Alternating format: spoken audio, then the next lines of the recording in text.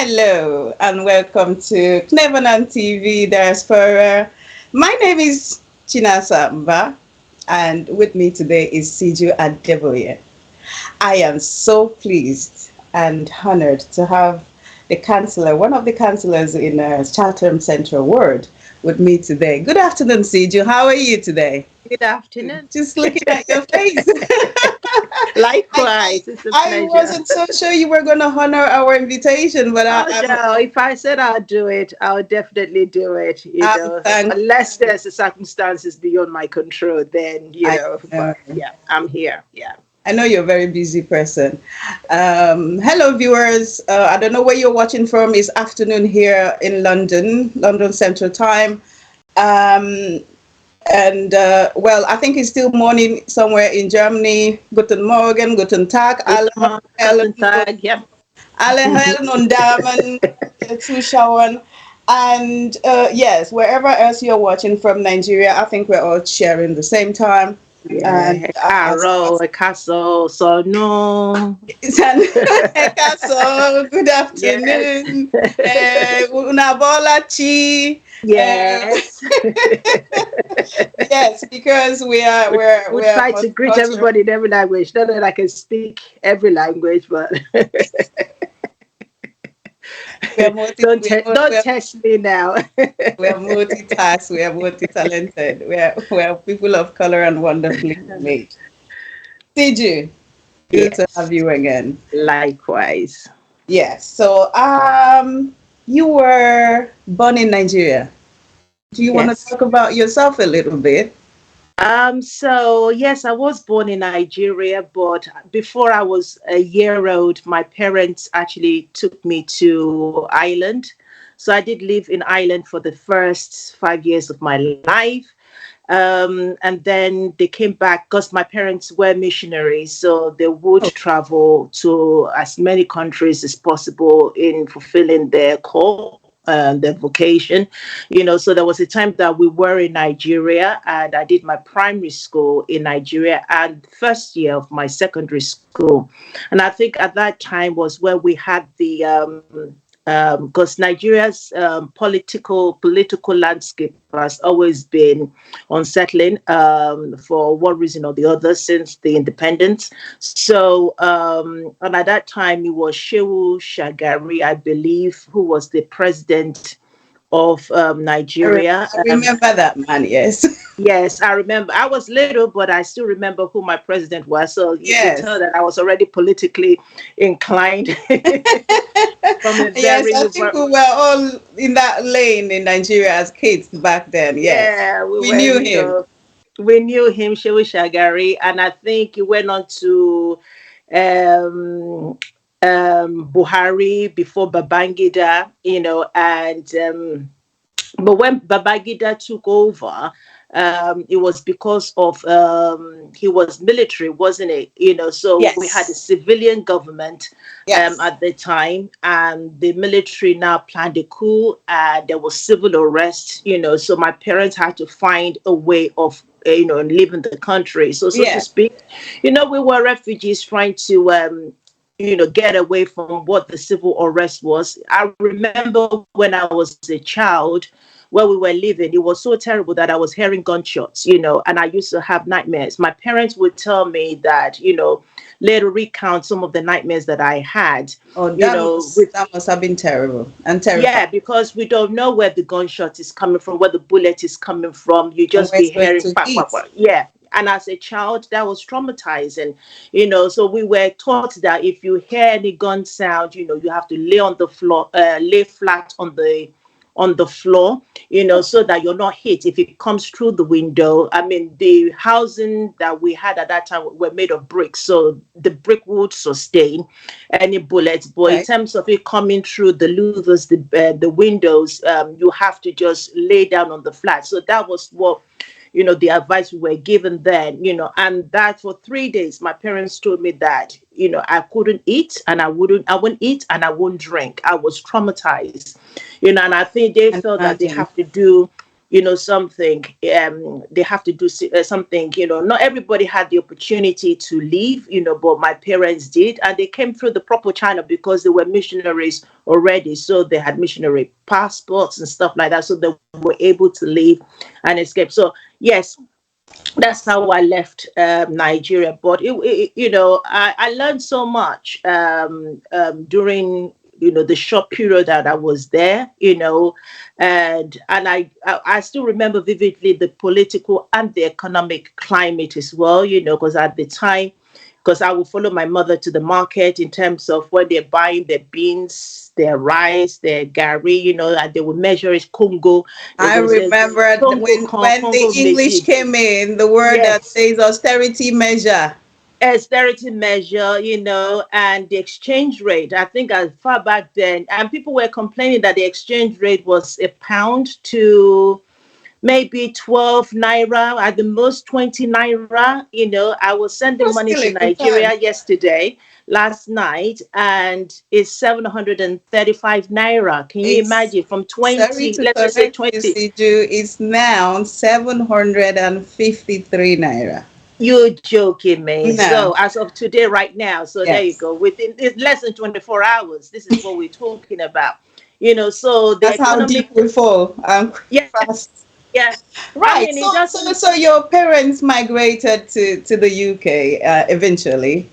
And, yes, eventually in the long run, because the Dublin, then UK, back to Dublin again, then UK, And so you became a British child.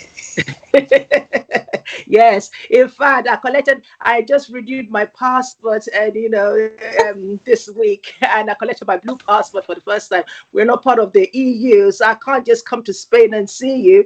So we will talk about that later. I'll make sure you get a visa. We'll talk about Brexit later. Yeah, we'll talk about Brexit, because I heard something in your news this morning that your contemporary MP might get UK thinking to join the EU again. But let's not dive into that, because we're not too wise on that topic at the moment. Yeah. So you were elected, as I know, or I read a bit about you, 2019 under the Labour Party into Chatham. That's somewhere in Kent, isn't it? Yes, it is. Medway, Kent. Kent, the central ward. So, and you were nominated on 2020 as well. Yeah. How? For deputy mayor. Yes. Yeah. Tell me about that jump.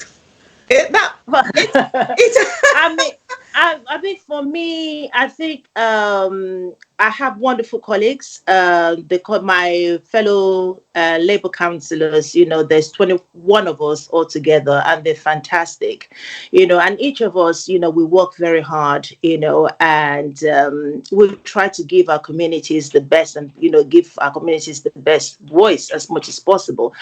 So I think my colleagues recognize, some of the contribution that I am making in the community, and they felt, that they should put my name forward, which was fantastic, but that's not to say that everybody else doesn't work hard, or anything like that. You stood out. Yes, so and that's my mission, really, to whatever I do, to give it my best, and see whatever comes out of that, and I'm putting people in the heart of what we do. I think that is essential, which is actually my motivation, to be honest. Yeah. Could it be? Yes. You read around social care, health and social care, and you're very passionate when it comes to equality, equity, and health. Now, tell me, having to understand that Kent is in the 10th place of the most dangerous counties in the UK, with 18% rise in hate crime. I want to use that word. How were you able to cope with the situation, and what have you been able to impact into? Especially, I'm going to base it now on diaspora. I'm going to base it on migrants, especially Africans. how is there any way you have been able to impact their lives? Because I'm going to still come back to another part of that question. Okay. I won't say Kent is the most dangerous county in the UK. If we were the most dangerous Number 10. county, yeah, Yeah. if we were to say that, I think it's more or less to do with gun and knife crime more than anything else, which is a Okay. separate issue altogether. But that's not to diminish the fact that you raised about hate crime as well is on the rise. We have seen an increase in that in the last 3 years now. And that was 18% to be yeah, precise. yeah. And I believe that is due to a number of factors. There has been an increase in, influx of people who have moved out of London, because London, as you know, is not far away from Kent. It's on the outskirts of Kent. And it is a diverse, London is a diverse city, as you know it. Yes. But a lot of people come into London for work, for economic reasons, for all sorts of reasons, and it is congested. So people have decided to move away from London. So where would they go? They'll go to the neighboring, counties surrounding, London. So you now begin to see that influx. And of course, because we are on the border, we have, Dover, we have ports, seaports, Exactly. so it was easy for refugees when they're coming into the country to come through those various ports. So there is resistance and pushback because I remember the last time I was in Paris, and I traveled via the Eurostar. You will know the Eurostar train. I know the Eurostar. Tell me about The it. tunnel. It was so dangerous because we saw, because we have the refugee camp on the other side in France, in Calais, and we were seeing people who were trying to hug an electric fast train, just to make sure that they can hug it to take them into Ashford. So Oh my people, God. yeah, because those trains are electrified. They're They electric. They're are. operated on electricity, and they're very fast. Very dangerous. But you've got to remember as Hey, well that people are taking dangerous. Not that I'm digressing now, but people are taking dangerous steps. To escape just to whatever be in it the is UK. that to push whatever it is that made them leave their host country, Yeah. which most of it is due to war.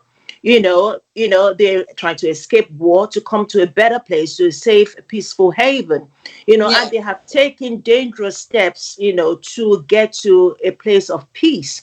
We've got to bear that in mind, that not everybody who's a refugee came for economic reasons. They came because they actually escaping trauma. Brutal, but then I think I'm digressing. I was gonna come in there to ask us. Um, I'm not trying to rebuttal what you're saying, but Yeah. I want to ask a simple question. Are you in any way trying to um, I'm trying to choose my word carefully here. Are you in any way trying to say that the influx of different ethnic groups into Kent has promoted the rise in crime happening? I mean, Oh there's yeah. just not only gun and knife crime happening in Oh Kent. There's a whole lot of other crime like religious crime, yes. hatred.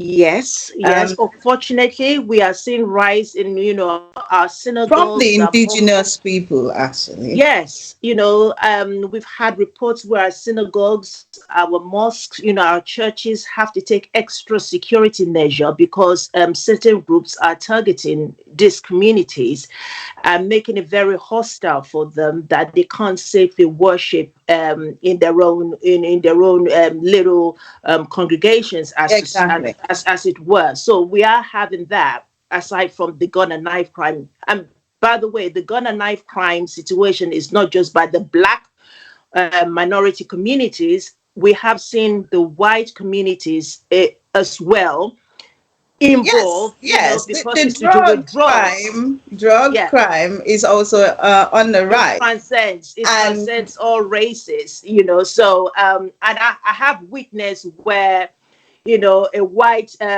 two white children were stabbed by another white a child, here in my community. So it has nothing to do with a particular color, particular race, or particular background. It has everything to do with drugs and how we're going to stamp out drugs in our community. But then that's another separate topic, yes. altogether. Yeah. So I was just going to ask, do you think the youths of the colored community are enjoying the same, inclusiveness? Talking about equality. Mm. Um, I know quite a few parents that will argue that no, they're not, and I can cite various examples or sectors. Yes. Education, for instance, there are parents who still complain, that they are at a disadvantage when it comes to education, where there are teachers who doesn't have those cultural, they still stereotype. There's this subconscious bias, there's all this, microaggression, and all kinds of discrimination going on simply because cultures are not understood, and people are not making efforts to actually understand. So, for instance, you may get a young black boy, say around 8 or 9 years old, who is a bit boisterous, and that could be termed, sometimes it's termed as being boisterous, as I've just called it, but that's just the way some communities are outspoken, they're lively, and some teachers don't understand that, and they can deem that as, the child is aggressive or the child has special needs, and they now try to put all kinds of special needs, in place for that child. And sometimes, some of the interventions that are put in place act as a disadvantage to the child rather than enabling the child. So we get a lot of that.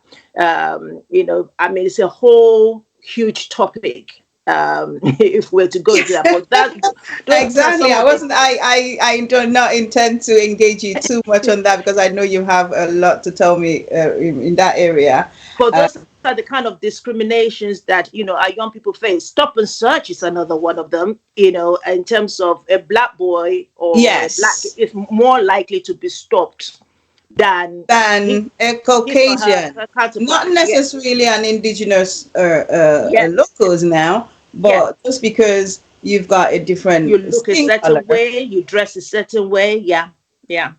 has it got to do with the fashion now? Oh yeah, hoodie. When they are wearing hoodie, they, if you see 2, 3 boys, wearing hoodie, baggy jeans and latest trainers, you probably assume that they are in a gang. They're Is drug that not dealing. stereotyping? It is stereotyping, and there's racial profiling as well. So we've just got to do better in understanding. So we talked about racial culture. We have to understand the youth culture as Yeah. well, because And their youth sense of has fashion on and its the own. time they live in. Yeah, yeah, yeah. So that's a whole different culture altogether. So, The youth so understanding you that. and I, Siju, can quietly say in a low tone that there is a whole I like it when you smile like that. So we can quietly disagree to agree at the end of the day that there is a racial issue going on in UK, Oh, which there is which, which is very definitely, surprising to me. definitely. Thinking the fact that we have been here for I get it. see. Yeah, somebody will park in front of my garage, for instance, and I'm telling them to move my car in order for me to access my garage, and they're telling me that I should f out of Oh, this country, go back to where I come from. yes, I've It's heard not that your house. myself. I have Yeah. heard that. And they And will tell me it's not my house because they couldn't imagine that I will have a you house could and I will own that own kind of house a in the garage. Yeah. area.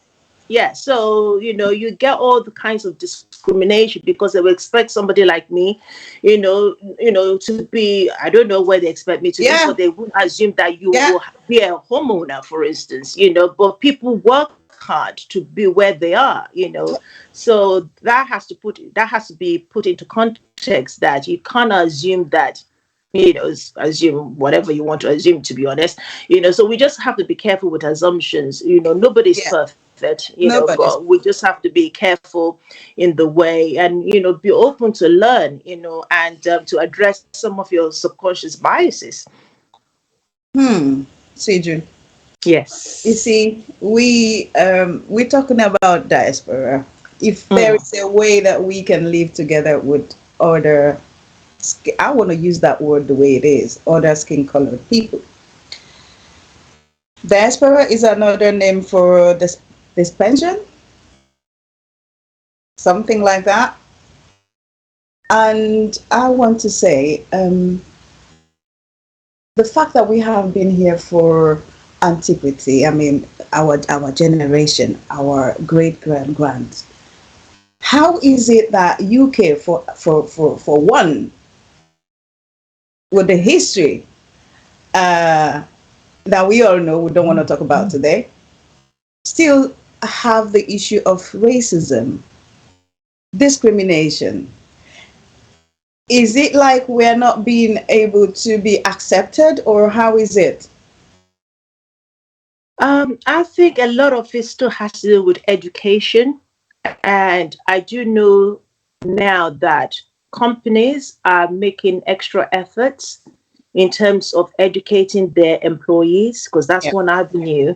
I think education has to go into every sphere of society, in every strand, even in the family, in the home setting, because that is where, the issues are being talked about at dinner tables, and that's where issues need to be addressed, and people need to be a bit more open, need to understand other cultures. You will get somebody, for instance, applying for a job, because of, by the virtue of their name, they're rejected, Yeah. because their names cannot be pronounced, for instance.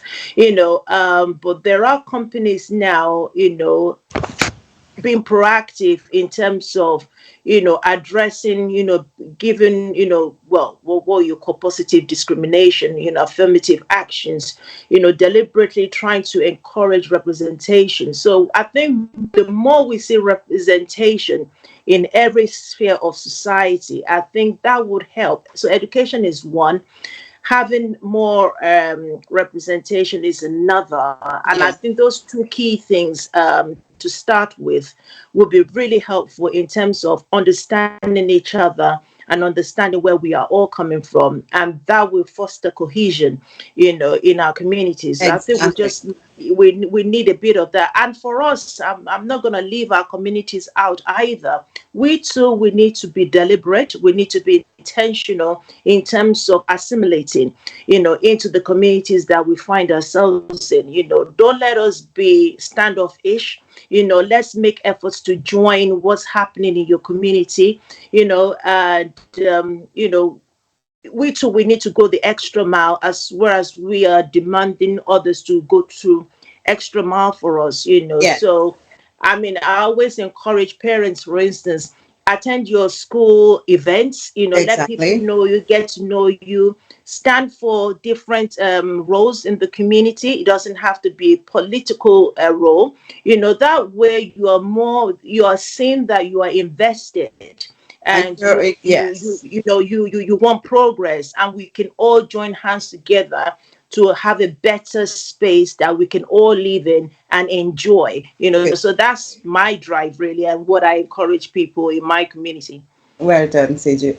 Hold on to that, because we'll be coming back to that. We will just go for a 5 minutes break, and we'll be back as soon as we have other. I have so much to talk about with you, and I'm not letting you go too quick. So we'll be I'm back in I'm 5 minutes. here. Audience, please stay with us. Don't go away. Thank you. Thanks, ladies and gentlemen. We're back on our regular and very exciting topic again. I I still remember where we stopped, Siju. Yes. So in that aspect where we have to deal with a lot of discrimination in everything we do, especially in UK. We are, you know, scattered all over the world, and it looks like everywhere we go, we are still struggling for acceptance. And in somewhat, I want to choose that word very well. It almost seemed like there is this desperation to, well, on the side of a colored person, to be accepted, to be condoled. And that's actually what we get. We're being condoled in everything we do and everywhere we go. Not having to forget that there is a whole number of people of diaspora that that are well placed. Someone like you, people from the academia, industries, a whole lot of other sectors. How could this section of people help or promote awareness for others to be able to manage their lives better, especially looking at the fact that some of I want to include myself. Some of us did have to go through war or having to elude from their comfort zones, their countries, into somewhere else where the struggle becomes more confusing than it was at home. And you have back and forth, everyone trying to be better than what they are. So in such, I noticed in UK that a lot of parents overwork because they came on different purpose. You know, some did come in here or they got into UK to study. Some came through their parents just like you and got really well elevated here, and which is a good thing. Well, I want to know, I want you, there are people who are not able to have that same opportunity. Yeah, and they are struggling daily. And another thing is the need to survive, and not just to survive. I think they want to make a luxurious living as well. And then you have parents who work day and night. I'm compiling things here, I know, but I don't want to waste too much of your time. But I just want you to get a compound picture of what the consequences of some, a few of the constant problem that we Africans face in Europe and other continents. You have so many of our children being taken away from their parents just because there is lack of care. It's not like they don't love their children, but they just don't have time. And so we have drug crimes, we have knife and gun crime, we have rapes, we have sexual problems going on. How, in your position, because I know you are in that area, how do you impact parents, especially, let me use Kent. Let me not throw you off where you're really not familiar with. How do you help women of color? The question you asked me is very multi-dimensional, and I don't believe there's a linear answer to it. And I'm going to do my very best to try and answer in a very multidimensional way. The complexity of of what the question holds. And if I forget anything, you can always bring it back to me.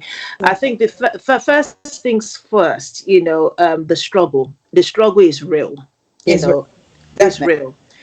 And can I dare say this, even in my position as we speak now, the struggle is still real.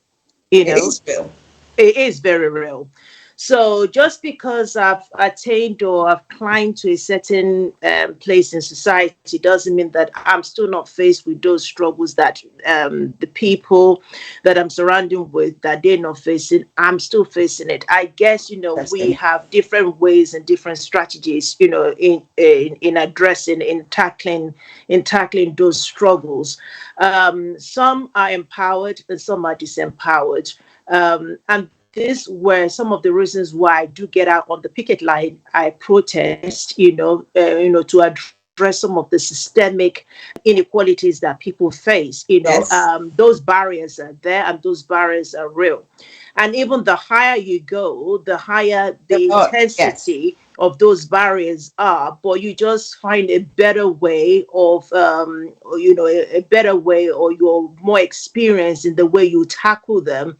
And that's why it may seem that you're getting ahead than the other person. Not that. It's just because, you've been around, experience has taught you, and but the struggle is real and the struggle is every day. So Yes, yeah, and definitely. nobody, yeah, nobody, no, I don't think anybody is free from those struggles. So I think that's one of the questions you asked. I think the other question that you asked was about areas, specific to areas, and of course, different areas carry different struggles. So some struggles that I probably will not face if I'm living in London, for instance, but I am Mm. facing because I live in Kent, because me being an ethnic minority is more pronounced here, because I am, a minority here in Kent.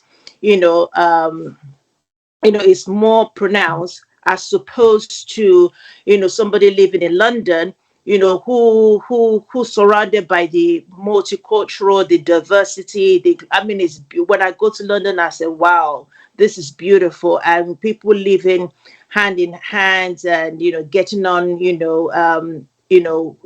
different communities just coming together is brilliant.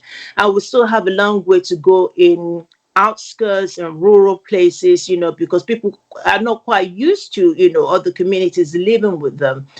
So yes, the thing is to just continue to support people, that Yeah. need our support. I make myself available. So you ask me, what do? I do make myself available. We have forums, not just on social media, but off social media. We have forums where people can come together and address, some of the inequalities that they're facing.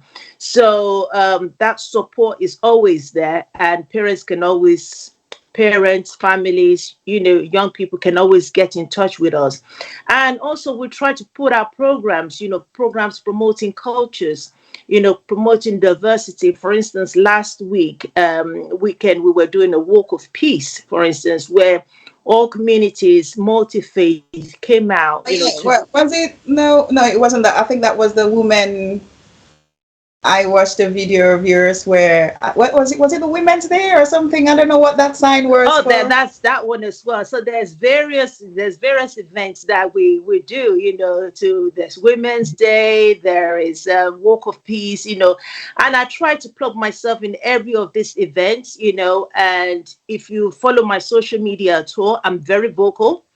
Very, very Yeah, I vocal noticed. on diversity. I'm very vocal on inclusion. I'm very vocal on those issues, and I stand up for women's rights and so on and so And forth. you're a member of Unison. I'm a member of Unison. That's my union. So I do as much as possible, because I believe that the platform you're given it is a privilege and it is an honor, and you have to use it very wisely. Like it was a Spider-Man, that with power comes responsibility. If you've Yes, given an opportunity, if you've been given a platform, it comes with responsibility. And yes. there are certain expectations that your community expects from you, to stand up for them and to stand up for the voiceless. So I do every bit that I can on the council meeting, off the council meeting, on my social media, every avenue possible to speak out for the voiceless. So that's just what I do in terms of addressing those inequalities. Hopefully, we get to that place where we'll have an equal society. But until then, the fight, the struggle The struggle continues. continues. Yes. Being the voice that the people can rely on to speak up Mm. for them. Do you think Africans in I want to use Africans. Do you think we speak less, or we are being shut up systematically? Not to talk about racism, Oh especially yeah. at workplace. Yeah, we don't talk about that. Oh, shh, that kind of thing. And because people are fearful of the backlash, the reprisals, there it is there, it is real, where you are standing up for other communities. I know personally some of the challenges that I face, as a result of me being outspoken, but that is not going to stop me from being outspoken, So you because whatever needs to be. advise our women Oh yes, and I've had children to several. speak out, Oh scream it out, yes. and say Oh it the way yes. it is. That's right. And I like that idea. So yeah. let's move it on forward, because it's like we're running out of time. Oh my God, I wish we could have Oh no. three more hours to talk about this. Yeah. But do you ever think that Africans and Europeans, or people of diaspora and Europeans, or the Caucasians, can ever live in peace?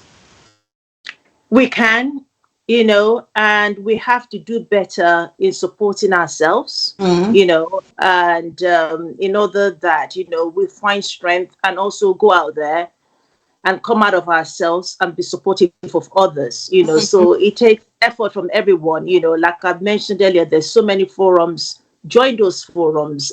There's another forum, specific for Africans, not only at home but in the diaspora, called Sunmind on Facebook, for instance. They're doing great work, over 250,000 members there, doing great work in terms of What being that union is support that? system.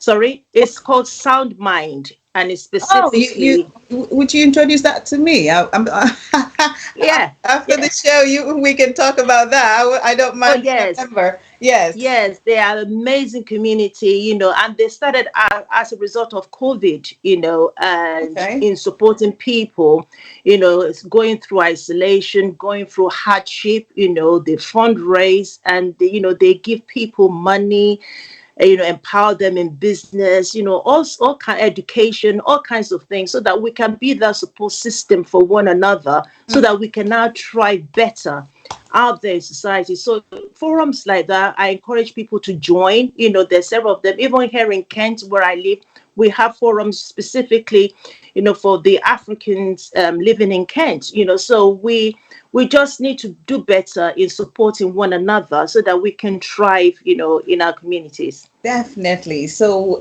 in one word, what would you like? How would you like to, advise um, women of diaspora on how to secure the lives of their children, or having their children taken away? Because I personally did experience much of it, children being taken away by the social services for one reason or the other, and our children being taken to somewhere where they even become less productive in future. Sadly, that's a huge topic on its own, and I wish that we had serious time to dedicate on this. Maybe we'll talk Maybe about it, we and then we'll have could rearrange another another, program on yeah. that. Yeah, because my background initially was social work before I went into health and social care, so I'm quite experienced and versed when it comes to issues like that. I just believe that a lot of it has to do with cultural understanding, cultural savvy from the social services. They need to improve in terms of how they understand cultures, and they're starting to do that. And part of it is now recruiting people from minority ethnic to be part of the team, Okay. in gaining understanding on how cultures work, that not necessarily this means that, because what you will not do, your culture doesn't mean that is wrong in another culture. It's just different, and embracing difference, working Exactly. from a strength, perspective, and so on and so forth. But then I also want to encourage parents that, I know you work hard and everything, but do spend that time, with your children. Money will come and go, but the time you spend with your children is, so that's It's that. And priceless. yeah, it's priceless. And I know there's a drive for education attainment. And in that process of that drive, sometimes the children resent that, which causes the arguments, the fights. Exactly. And now the school involved in social service, just embrace your child, the way they are, and let them chart their own path. Not everybody will be an academia, for instance, but whatever it is, like, for instance, my son wants to be a footballer. He just finished secondary school. He's going to a football academy. That's the vocation he's choosing for himself. And that's the path that he wants That's to the go. motivation. And I said, yes, yeah. Yes, Go for it. we are running out of time. I wish we have more. But CJ, I am so grateful that you were able to run our invitation. And we will repeat this at your own time, because I know you're a very busy person. And the next interview with you, I would really love us to go deep into the social service aspect of it, because it's really driving a whole lot of our parents and mothers, and it's heartbreaking. It's heartbreaking, and we don't want our children ending up where they are not supposed to be. So the last question I would love to ask you: is there any advice you want to give our youth, every one of us, diaspora especially? We're having an upcoming election in our own motherland. So I want to take you back home, Siju. You're doing enough for the UK. But you want me to come to Nigeria? How do you want to back to your motherland country? How would you advise youth to do now? Advise them to vote? Advise our politicians to do better? There. Get out there, build your political capital. Make sure you are an activist, let your voice be heard. Join the political systems. Good. Join the parties. If you don't join the parties, you cannot get your voice heard. Go where your voice matters and let your voice count. All right, Siju, thank you so very much. Thank you so much. Have a lovely afternoon. And you too. Take care. Bye-bye. Bye-bye. Oh,